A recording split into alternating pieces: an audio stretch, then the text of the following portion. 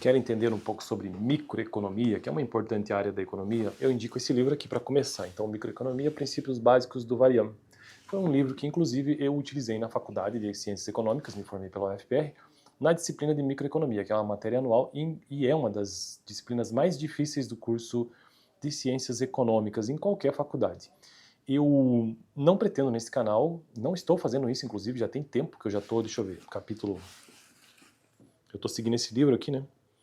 Então eu já estou lá pela página 70, hoje, inclusive 69, eu não tento trazer, nem me arrisco a trazer nesse canal explicações matemáticas elaboradas. Eu apenas trago o texto por aqui porque eu nem entendo tanto assim de matemática para conseguir explicar isso, né? Então as modelagens ou os modelos matemáticos e as equações eu apenas menciono. Bom, este livro pertence à biblioteca da PUC-PR, como vocês podem ver, ó, exclusivo da biblioteca. Então eu indico o livro, indico a própria biblioteca da PUC e a universidade no curso de Ciências Econômicas aqui na PUC-PR. Me formei em Economia aqui? Não, me formei na UFPR, que é aqui próximo. Mas eu me formei em Administração por aqui, então eu sei que é uma universidade excelente. Vamos então ao tema do vídeo de hoje, que será a utilidade marginal e taxa marginal de substituição, também conhecida como TMS. Ficaria apenas com o primeiro, segundo, talvez terceiro parágrafo. Vamos lá. Esse tema terá que ser gravado em diversos vídeos, parte 1, 2 e 3, porque é um tema extenso. Uma função de utilidade, ou seja, U, x1, x2, pode ser usado para medir a taxa marginal de substituição, definida lá no capítulo 3, que nós nem chegamos nele, não saí no primeiro ainda. Lembre-se de que a taxa marginal de substituição mede a inclinação da curva de indiferença de uma determinada cesta de bens e pode ser interpretada como a taxa a qual um consumidor está propenso a substituir uma pequena quantidade do bem 2 pelo bem 1. Então essa taxa marginal de substituição, ela procura entender ou procura demonstrar ali a propensão que um consumidor tem em trocar um bem pelo outro. É basicamente isso, né? As cestas de consumo 1 e 2. Essa interpretação fornece-nos um meio simples de calcular a TMS. Imaginemos uma variação no consumo de cada bem, variação x1 e variação x2, que mantém a utilidade constante, isto é, uma variação no consumo que nos mova ao longo da curva de indiferença. Curva de indiferença na microeconomia é o ponto, é uma curva mesmo, tem vários formatos, em que o consumidor é indiferente com relação ao consumo de determinado bem. Tanto faz para ele, um bem 1, bem 2, desde que esteja respeitando esta curva de indiferença. Devemos ter então utilidade marginal do bem 1 variação x1 mais utilidade marginal 2 variação x2 igual variação da utilidade igual a zero. Ao resolver, eu não vou explicar essa fórmula, eu nem consigo. Ao resolvermos para a inclinação da curva de indiferença, teremos então uma taxa marginal de substituição na seguinte equação.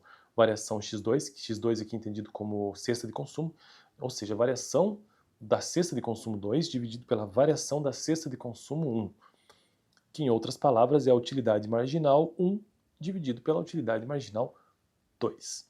Então TMS é a variação das cestas de consumo. Observe que temos 2 sobre 1 no lado esquerdo da equação 1, isso, e 2 no lado direito. Não vai se confundir. O sinal algébrico da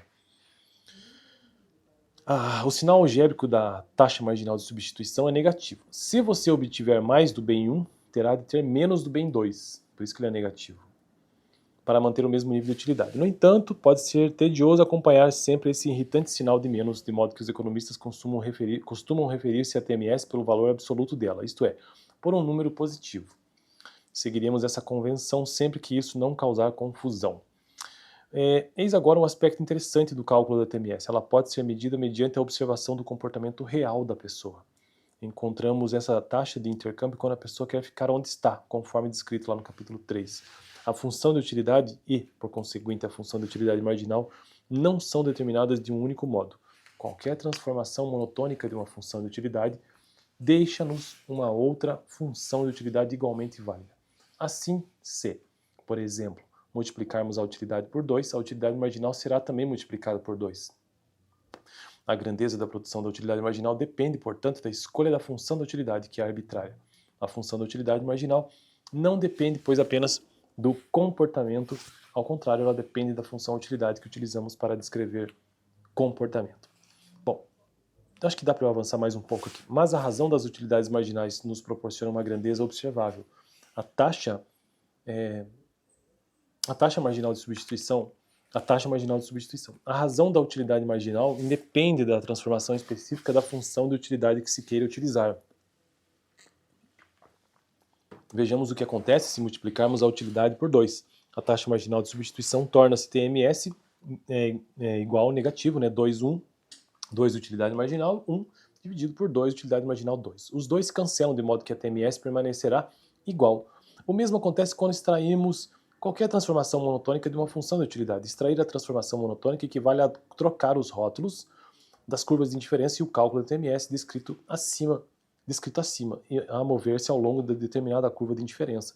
Embora as utilidades marginais sejam alteradas pelas transformações monotônicas, a razão das utilidades marginais independe da forma específica escolhida para representar as preferências.